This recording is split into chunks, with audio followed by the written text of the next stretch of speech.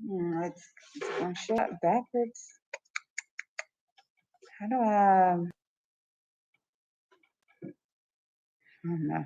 It looks like it's gonna read backwards. Good morning, happy people. Welcome to another wonderful day of world history. 122. World History 2 is the moral of the story. Welcome.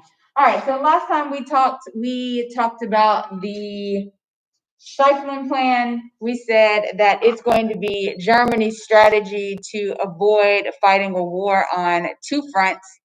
We said that they were going to avoid fighting Russia up here and France down here at the same time. So the plan was going to call for a quick defeat of France because they were going to mobilize first and then they were going to go to Russia and defeat them. But this plan is not going to work because it's going to show us that this is going to be a war characterized by trench warfare, and it's going to be a war of attrition. We said that the Schlieffen Plan is going to not work, and we first see it not working with the Battle of the Marne, pronounced like barn. So Battle of the Marne is where we are first introduced to this idea that World War I is going to be a stationary war that is characterized by trench warfare. We said that World War I is a defensive war. And because it's a defensive war, again, it's characterized by that idea of trench warfare. They utilize machine guns, but it's not like John Rambo's machine gun. It's the machine gun that's basically sitting on a tripod, which means it's very heavy and it's not conducive to running through the woods with. Trench warfare, we are literally digging trenches and fighting this war. And we said that a war of attrition was basically a war in which both sides just threw all of their resources at the war in an attempt to hopefully get the other to run out. And that's how you fight a war of attrition. Like, that's what it is. There's no conclusive, no decisive battles. Everybody is just throwing their resources at the war until one side runs out. The Battle of Verdun is where, back up. What's the catalyst for this war? The assassination of Archduke Franz Ferdinand. Good. So assassination of Archduke Franz Ferdinand, the heir of Austria-Hungary, is going to be the trigger for the war. Triple Alliance. Go. British, France, Britain, no, Alliance. Germany, Italy, Austria, Hungary. Triple Entente, because that sounds French.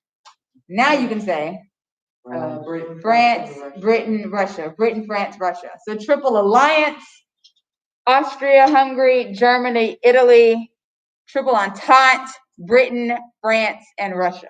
Very good. All right, so the Battle of Verdun. The Battle of Verdun happens in 1916. And it is the bloodiest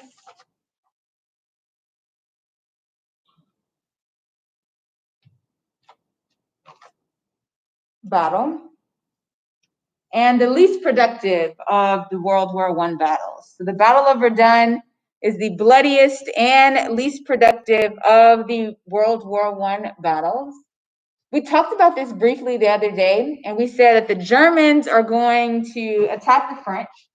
They lose 281,000 German soldiers, and the French lose 315,000. The moral of the story is that that's almost 600,000 men dead, and there's no progression in this war. So the Battle of Verdun shows us the enormous casualties associated with trench warfare. Battle of Verdun shows us the enormous casualties associated with trench warfare. Battle of Verdun shows us the enormous casualties associated with trench warfare.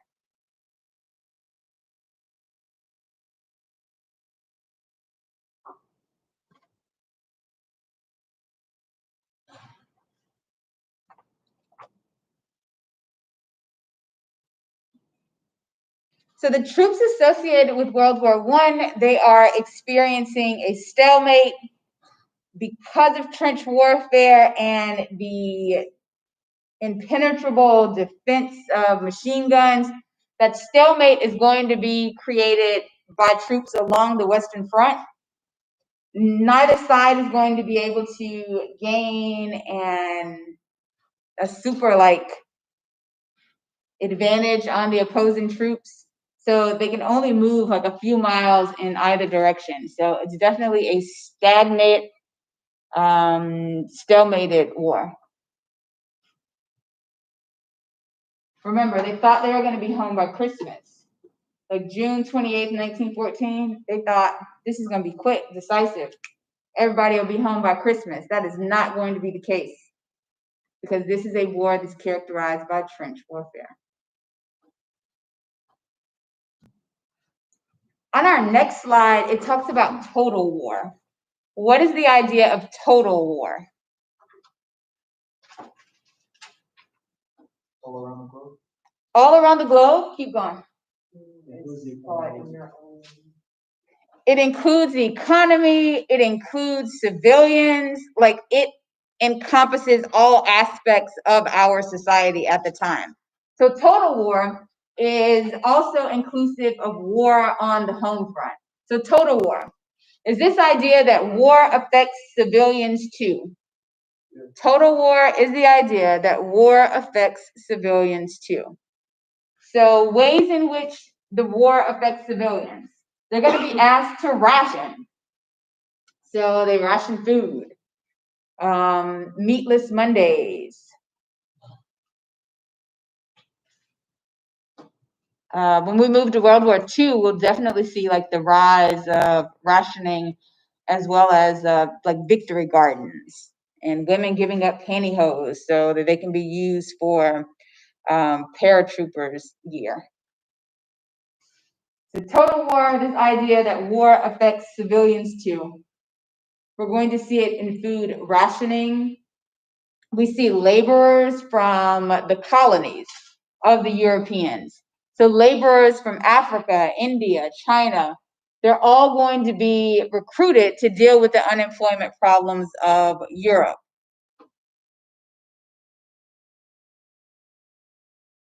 Who else is going to be utilized to deal with the unemployment problems in Europe and America for that case, for that matter? Huh? Women, yeah. Women are also going to participate in the war effort. So women take quote unquote male jobs. So streetcar drivers, postal delivery. Women are going to start to participate in the war effort as well because the men are away at war.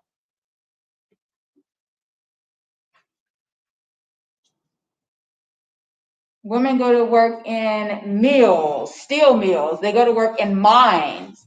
And that's all because there's this propaganda effort to encourage everyone to do their part and participate in the war accordingly.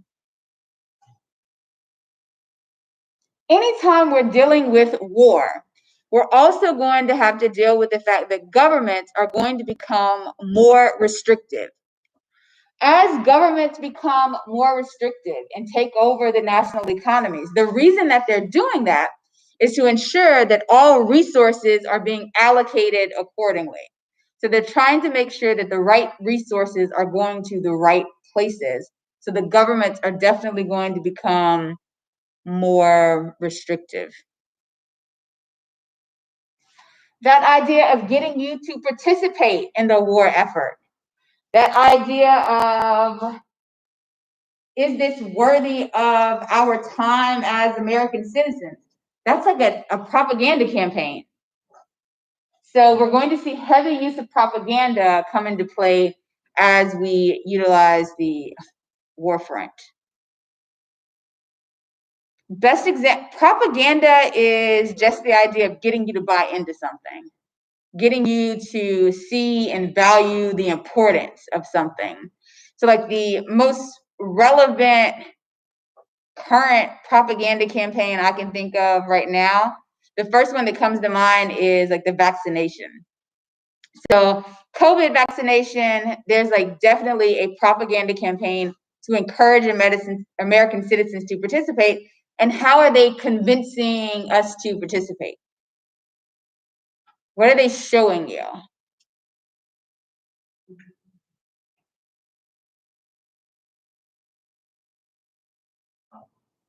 They just keep saying that it's safe. They keep saying it's safe. So I know. What do the optics look like, though? What's the visual of this vaccination campaign?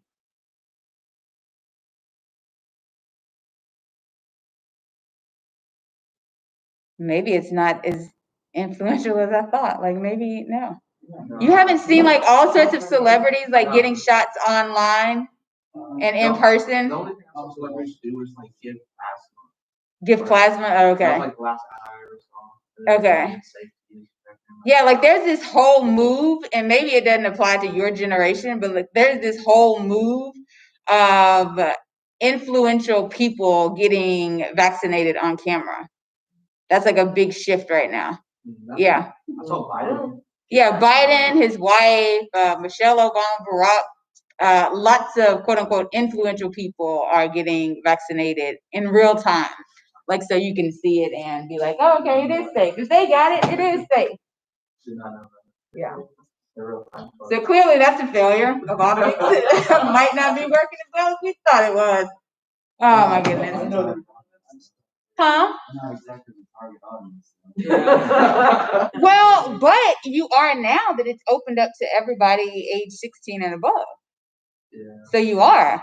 And as of like yesterday, I think, I can't remember if it's like 32 point some percent of all Americans are fully vaccinated. And then I think like 46 point something have had at least one shot. Yeah. Yeah. You All know, right. they don't talk about it being greenlit though. They'll talk about the vaccine being greenlit. And that's kind of like pushed under the table a little bit. When you say greenlit, It's greenlit. it's just FDA emergency approval is what they keep saying, yeah. Which means, yeah. But it's greenlit, which means not everything has been tested out about it. Well, anytime there is a vaccine that has been pushed through as rapidly as this one, no, you can't test everything out. But this was like a special circumstance, right? Like normally a trial for a vaccine is 5 years. This was pushed through in like under a year. Yeah, so, you know. Yeah. Yeah, so you can't test everything out, which is why like we saw Johnson & Johnson pulled last week, but they're saying like by this week, Friday, it'll be back a go probably. And they'll just issue like a warning that says, if you're a woman, you probably shouldn't take this one. But if you are a male between the ages of ... then this one is okay for you. So, Decisions. All right, so conflict in East Asia. So, as Japan, the United States, and European colonies, understand again, total war, it's not just people in the military, it's also civilians, but this is also definitely a world war, in that it's not just European powers fighting this war, it's also going to become inclusive of East Asia, and it's going to be inclusive of the United States and European colonies. So the Japanese are going to get involved in this war. August 15th, Japan had basically sent an ultimatum to Germany that said, stay out of Japanese and Chinese waters. And I think that's our next slide. So when you get this one, I'll switch over. Germany basically says no, and Japan's going to join the war on whose side? The Entente. They're going to join the Allies, which is interesting, right? Because less than like 20 years later, what's the deal? Yeah, and they're not friends with the United States any longer, who's also going to come in on the Allies side. All right, so Japanese involvement, August 15th, 1914. Japan sends an ultimatum to Germany demanding that the German Navy stay out of Japanese and Chinese waters.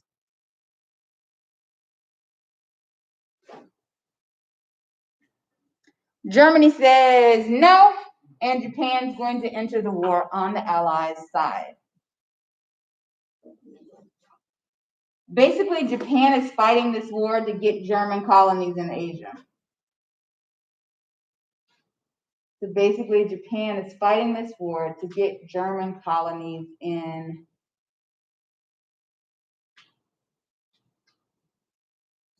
Asia.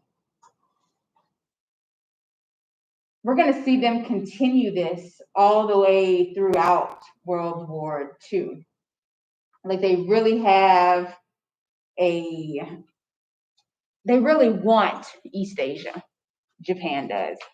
And when we move to World War II, we're actually going to see how bad they want East Asia. So the Japanese are going to develop this concept where they're calling for East Asia for the Asians. So we'll see, I think on our next slide, we'll see them call for the 21 demands, which is basically them asking China or telling China, I think you should be my protectorate. And a protectorate is basically a colony. So Japan's like, I want you, China, to be my colony. And of course, China's like, no, I don't want to be your colony. But Japan's making this move toward East Asia for the Asians, but really it's East Asia for Japan, because what we'll see is that colonization is colonization. If I'm being oppressed, I don't care whether it's by a European or another Asian person, it's still oppression. Does that make sense? So we'll see that with Japan. So 21 demands. This is Japan giving China the opportunity, I guess. I don't know. It's weird. Because basically they're saying, I don't think you're capable of protecting yourself. So I think the best thing for you to do is be my colony. Sounds reasonable. Japan is so small compared to China. But Japan is so powerful. Because think about Japan, right? So Japan, 1905, Japan became a major world power. So whereas China kind of closed themselves off as a result of cultural seclusion, Japan doesn't do that. And Japan allows themselves to become just as powerful as any European country. Because China stopped focusing on technology, because they didn't like technological, well, it's not that they didn't like it. They valued political stability more so than they valued technological innovation, because they had enough people, they got enough manpower to do the work of the machines. If they utilized machines, they'd be destroying a workforce, right? Like people would be unemployed. So they didn't necessarily have to focus on technological innovation. But when you don't focus on technological innovation, you fall behind the rest of the world. When you fall behind the rest of the world, that means that you're going to put yourself in a position to be taken over by others, Europeans in particular. And we know that that's what happens with China, because look at the Opium War, right? We got Great Britain coming in. Not just China, but technically Hong Kong too, right? Which is a part of China, a protectorate of China. They're going to be conquered. And we talked about this the other day. Great Britain didn't give Hong Kong back until 1997. That's yesterday, people. That's yesterday. All right, so why does the U.S. get involved in this war? You said communists? Arm dealers. You said what? You said arm dealers. Armed dealers? Okay, keep going. You have the big difference. That's the wrong war, buddy. Submarine sank a cruise ship. So we got, okay, so it's like, technically it's like two things, right? So technically it's like Zimmerman note, which leads us to the sinking of the Lusitania. We're going to roll with sinking of the Lusitania. Zimmerman note we know was like going to be like this alliance between Germany and Mexico, and Mexico was like too close to home for, it's like right there. It was like too close to home. So we got that, but we also got the sinking of the Lusitania. And the Germans are all over with these submarines, right? Like we saw that the Germans and these submarines was why Japan got involved in this war. And it's also going to be the reason that the United States gets involved in this war. So understand this, the United States uses this war to its advantage. Prior to World War I, the United States was a debtor state, meaning they owed people. Because of World War I and the fact that it's going on from 1914 to 1917 when the United States enters, the United States makes money selling supplies to the other allies. So no longer are they going to be a debtor state. Now people owe them. So they officially enter this war in 1917, and it's because of the sinking of, we're going to say it's the sinking of the Lusitania, which is a British ocean liner that had like a few Americans on it. But the moral of the story is the Germans have been told to stay out of the waters, but they didn't. So when the United States does enter, they enter on the Entente side, which is the same side that who just entered on? Japan. So we got Britain, France, Russia, Japan, and we've got the United States now.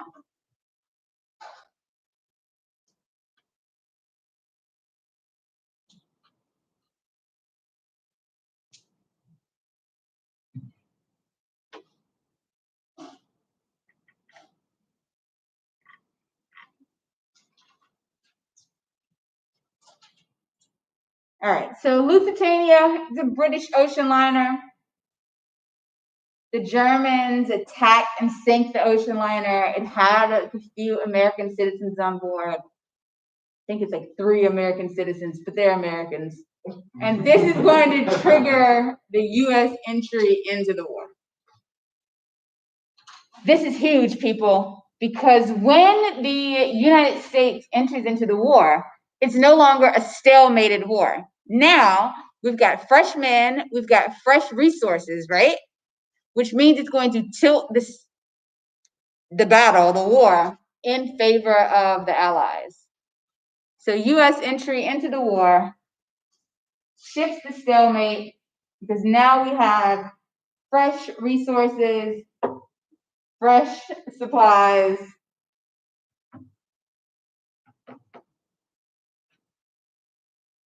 So life is good. The war is going to end soon now.